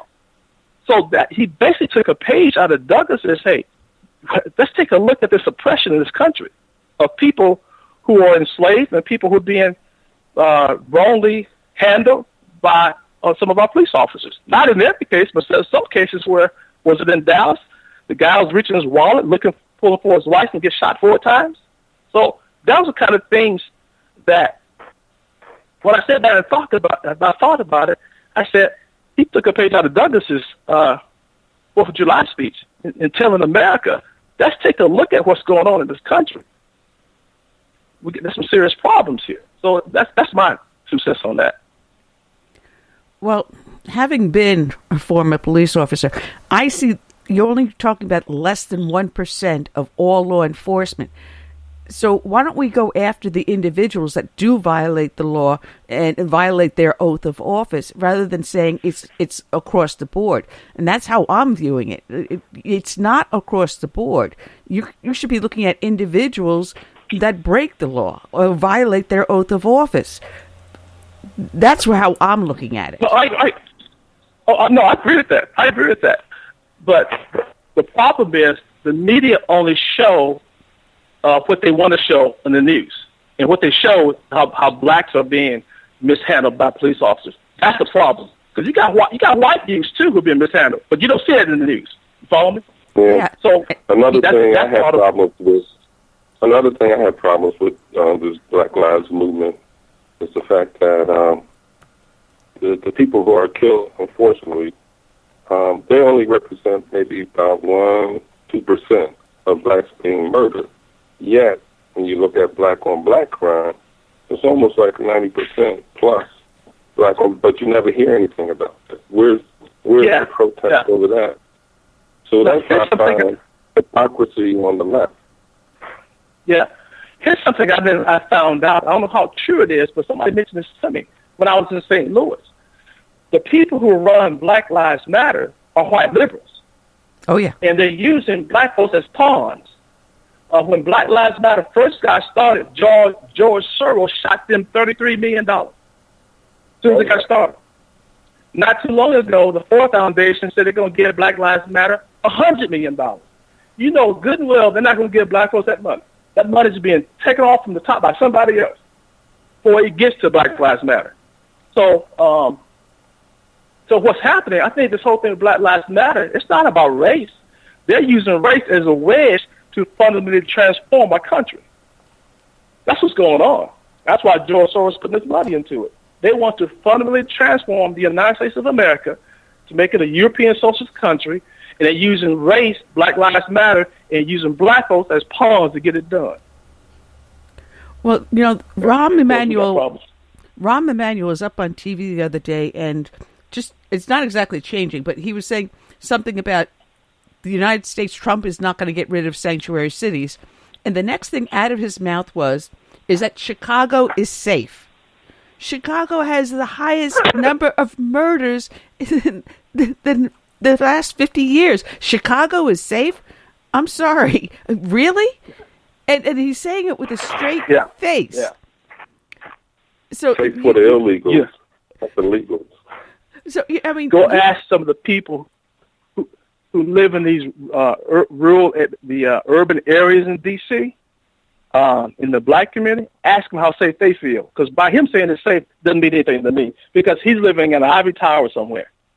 He's not where the people are, who have no opportunities around them. Crime is abundant. So this comment means nothing to me. No, you've got black-on-black crime in Chicago, Detroit, Los Angeles, New York, Miami. You have this, and the media's not talking about it. But yet, if you say all lives matter, you are now labeled a racist. Well, that's how, that's how the left, that's how they take the narrative away from us. When we try to take control of the narrative and try to claim it, it's always a race card. And until conservatives, Republicans understand that the first battle we're dealing with is not the battle of ideas, it's the battle of propaganda, and we're losing it. No, the thing about it is that everything is trending in favor of Republicans. I mean, under Barack Hussein Obama, he lost over 1,600 elected seats, and 11 were Senate seats, 60 House seats, 14 governorships, 900 state seats. And I'm not even going to deal with the city and local, offices. They're losing. But it's like the Republicans establishment doesn't recognize this or understand their position here. We can finish these guys off. if they put a serious effort into it. Well, you know what, Curtis, that's why I contend the Republican Party can't take advantage of it because, to be honest with you, the race between Trump and Hillary should have been a blowout. It should have been a blowout. We should have beaten Obama in 2012. And so that's why it's going to be incumbent upon people at the grassroots level are the ones who's going to make a difference in saving this nation. It's not going to come from the top down. And you're right. I think the Democrat Party is crippled. With the right messaging strategy, we can permanently disable the Democrat Party. We could do it. We just got to have the right message and the strategy. You can't do it without Douglas. Well, I think what I'm seeing right now with everything that's going on, a lot of people are getting disgusted with what's going on these universities, with the safe zones and the rioting because Trump won the election. I think people are getting disgusted, and they're saying, this is not the America that we grew up in. This is not the America that we were promised. These kids are privileged, and enough is enough. And I think that's what we're starting to see, and I think that's what this whole election was about. People are tired of the garbage. Sure. Exactly right. Again, that's why 1 million blacks who voted in the previous general election did not vote this time. Even after Obama encouraged them to get out there and vote, they still didn't come out because they weren't going to vote for somebody that's corrupt, and they weren't going to vote for somebody that perceived as a racist. That's why they stayed at home. Well, Carl, I don't know if you saw this recent video of this mother down in Texas, and she had this pre-teenage little boy who in a school classroom voted for Trump, and then she packed his bag and kicked him out to the curb. I think he wasn't pre-teenage. He was 7 years old. Yeah. He was 7 years old. And again, that's what black conservatives go through. I mean, that's what they go through. Go ahead. When I saw that, I mean, my heart broke in half. And I was one of the few people that said, hey, listen, where is this woman? Can we contact Child Protective Services? So she is being investigated, unfortunately. But there's also another incident, I think this was in California, where it was in a high school where one student voted for Trump in the classroom, and his fellow classmates turned around and put a beat down on him in the classroom. Sure. So this is what's going on in this country. So here's what my view has to take place. We got to understand that what the left is going to do, and they're masters of pushing this propaganda out there to a point that people at the local level are reacting this way. They're masters the left are masters at this. How are we going to counter this? Sitting back and doing nothing is the worst thing that Republicans and conservatives can do. We got to get out there. We got to start engaging. Before you start engaging, you got to know what to say. It's not just showing up. That's not diversity out with just showing up. Now, what do you say when you get there? Where you can create an atmosphere for political dialogue and start changing hearts and minds. We have truth on our side. The problem with conservatives and Republicans, we don't speak a language of liberty that has a universal appeal. We're using the wrong words and the wall goes up. And what we do, Curtis, in our training, basically, when people go through our training of diversity outreach training, they can go into the lion's den, and we teach them how to tame the lion. Going to Providence, Rhode Island, going to that black high school, that was a lion's den if you go with the wrong message. But when you go with Frederick Douglass and you understand Frederick Douglass' writings and understand his writings are pertinent for today, people get that. People get it. That's what's missing. If someone wants to go through your training, what do they have to do? What does it entail? It's a 14-module online course. Cause I've been doing it. I had to do an online course because I can't be everywhere doing this. But the first part of the module number 1, it talks about I give my testimony how I grew up a Democrat and how I became a conservative. And I talked about that. I wasn't converted to it. I've always been one. I just didn't know it because the word conservative, that's not the language of in the minority community. I talk about the elephant in the room. That's module 2. The elephant in the room is at one time the Republican Party, conservative movement, had control of the narrative. We gave it away through some missteps, 1960, 1964. Okay? Now the left Now, Democrats who gave us Jim Crow, gave us slavery, supported slavery in the South, they're calling us racist. How do we get control of the narrative back? And the way we get control of the narrative back, I contend, is through the life and writings of Frederick Douglass. So I get into Douglass' life, give you tidbits about Douglass' life. I get into Douglass' writings on key issues that's affecting us today. Immigration. Douglass wrote about immigration. Douglass wrote about school choice. When you can articulate your position based on the writings of Frederick Douglass, it's hard for somebody to call you a racist, is my point. Then I get into, later on, I talk about some of the life-empowering values of Douglass, what Doug had to say about these life-empowering values, which really are conservative values. Then I get into this whole methodology of diversity engagement. How do you create an atmosphere? How do you initiate a conversation with someone or be in a conversation with someone, share your conservative values or Republican Party message without the fear of them calling you a racist or attacking you? How, as a conservative, how do I take control of the narrative? How do I change hearts and minds? And, of course, I do a role play of all this. So what I had to do, the website for information about the online course is diversity engagement. I'm sorry, back up. It's libertymessengerusa.org. libertymessengerusa.org. If you go to the website at the top, you see a menu that says FDR 101. You have to get on the waiting list for the online course. The window will open up in January to take the online course. It'll reopen in January. So if you go there, you have to get on the waiting list. Because what I do, people who sign up, I'm calling every one of them, and I do private coaching. I have coaching calls that I do to help people understand how to implement this in their lives and get out there and start making a difference. So I had to limit the number of people who take the online course so I can do some of this coaching my staff and I get these coaching assignments out the way. But libertymessengerusa.org is where you go to get information about our diversity engagement training, which is called Frederick Douglass Republicans 101. Well, I just added it to the show description so people listening to the podcast later on can go directly to the link and go into that and check it out. We do have a caller in on the line. She happens to be a friend of the show. Let me bring her on. Sweet Sue from New Mexico. You're on the air live with us with KCarl Smith. Sue? Yes, hi. I really enjoy the discussion, and I agree with a lot of what you were saying. But there's one thing I think when you do these discussions that needs to be added, and that is actions speak louder than words.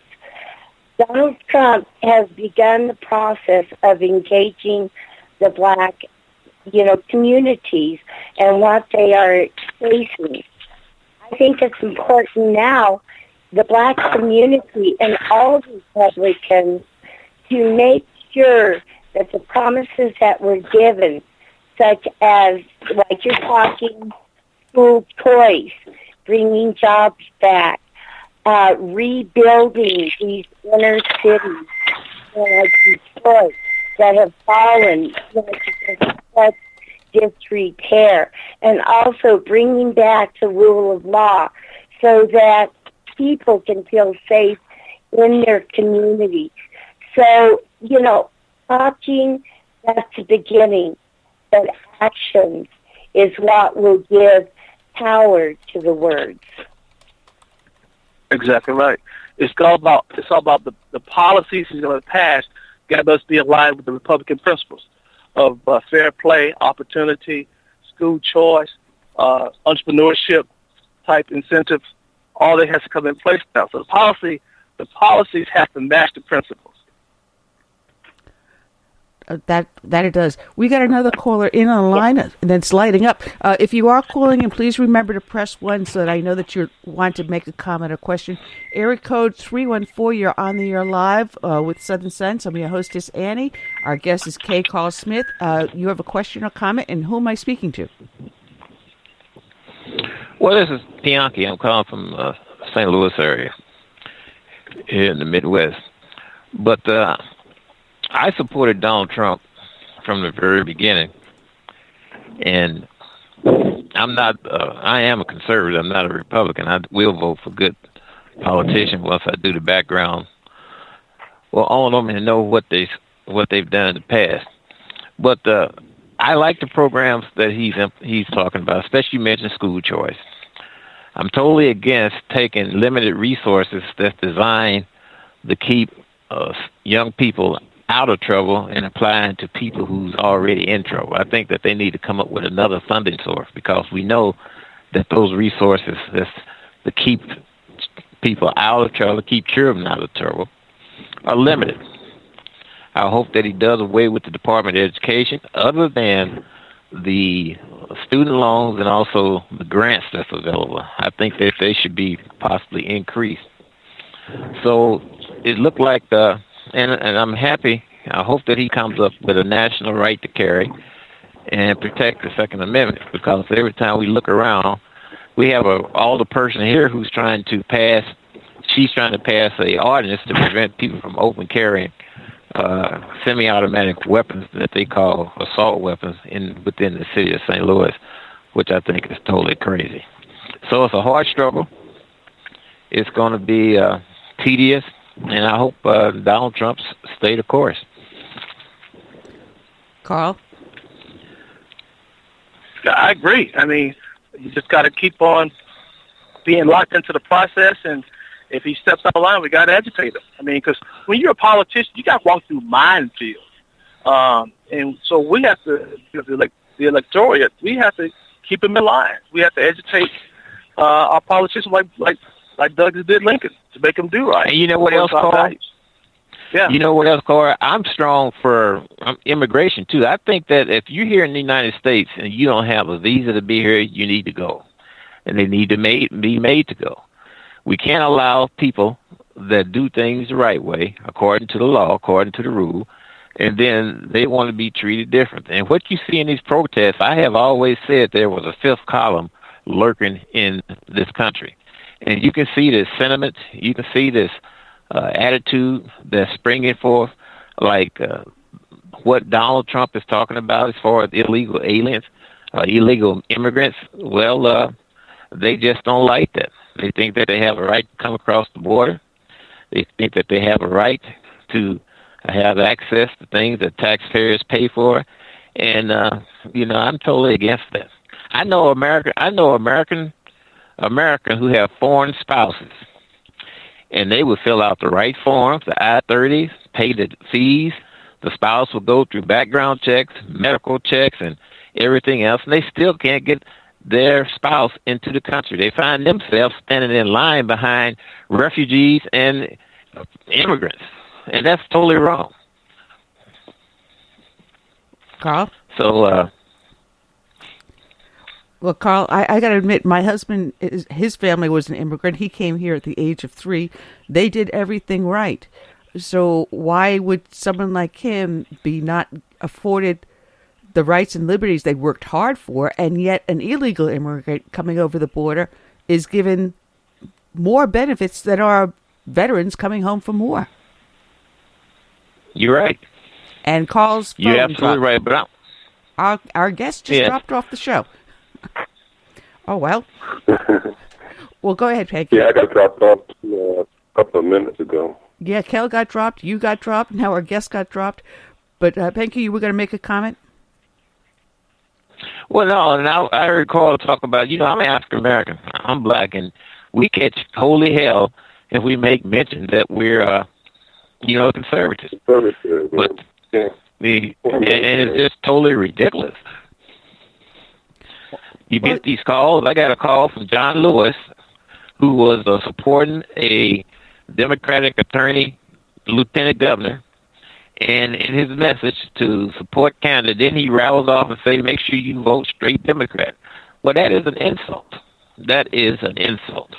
As if I, as a voter, or anyone else that he contacts, don't have enough common sense in order to check who and what issues are on the ballot.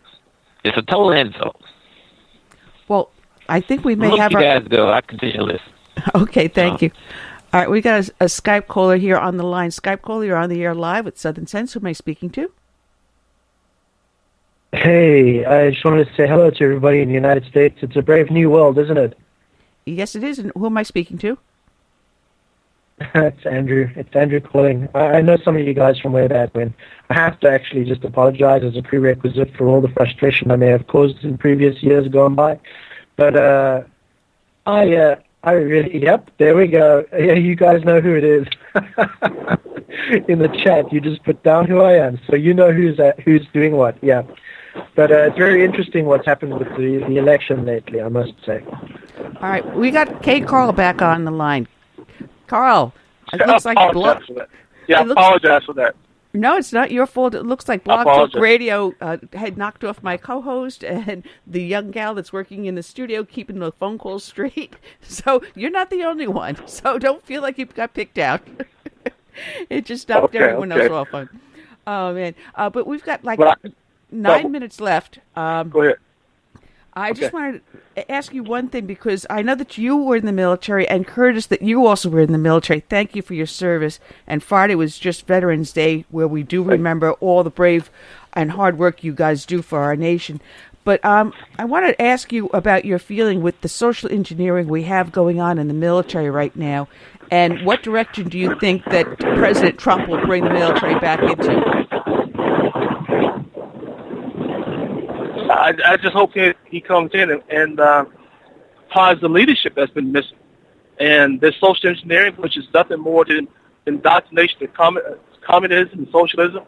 And that's the reason why I got the Army when I did.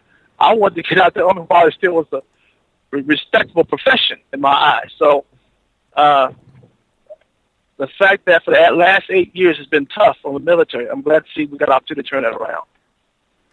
Well, from your lips, I hope they get rid of this nonsense that's prevailing through not just the military but other institutions. Political correction, correction is just a method by which to impede our freedom of speech.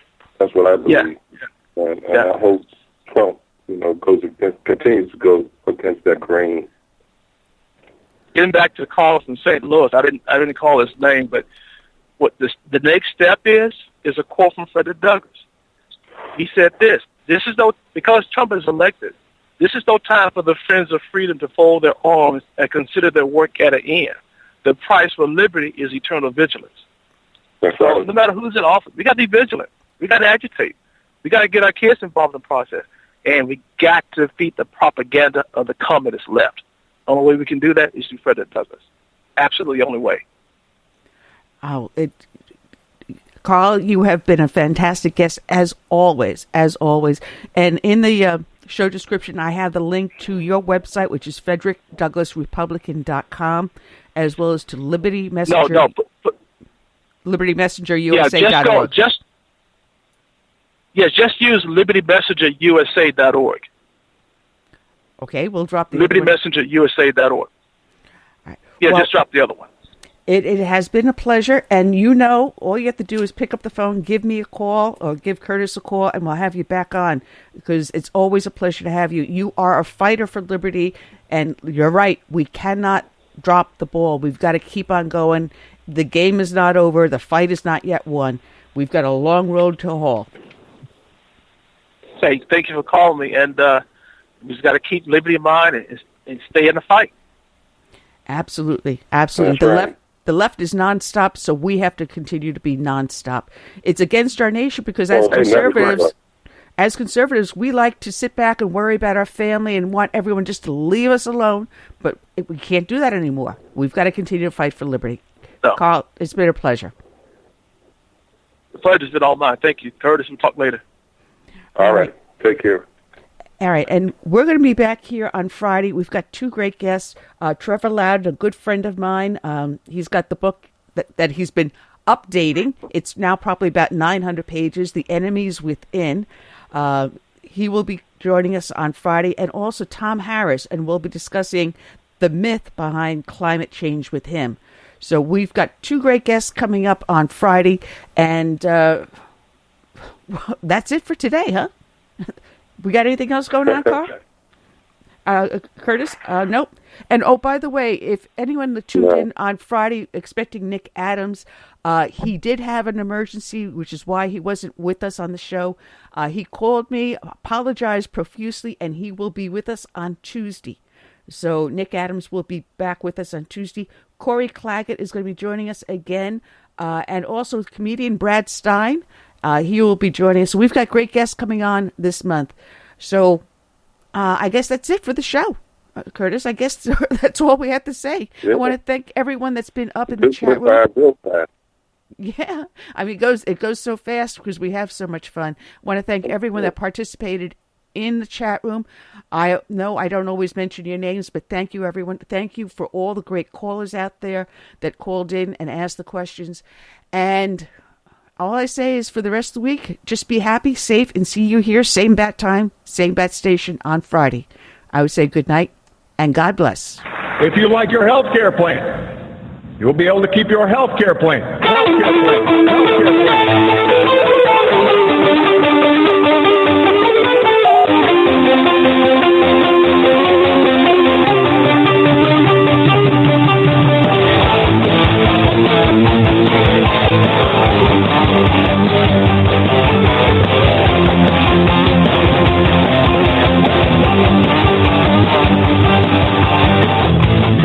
How it's gonna work, kid. You work hard like your parents both did. Everything you earn by breaking your back, we're gonna redistribute when we make our paycheck. Hey, take the down, don't be a jerk, cause none deserve it better than the ones who won't work. We're gonna blow away what I hope for this road. Use your hard money just to buy a new boat. Welcome to the place. Welcome to the place of the left hypocrisy. Little bit mouse for you and me. Oh, welcome to the face. Welcome to the face of the new democracy. Here in the land of the not so free. Party not transgression, brothers for their own cause. We got a pen and telephone to bypass all your laws. Political courageous will replace the civil rights. Support religious freedom, let you praise Jesus Christ. The presence in our pockets, brothers know I'm free. You cannot make a move without the NSAC. Don't expect equality, respect for fair play. The IRS will target those who vote the wrong way. Welcome to the place. Welcome to the place of the left hypocrisy. It'll be counted for you and me. Oh, welcome to the face. Welcome to the face of the new democracy. Here in the land of the not so free.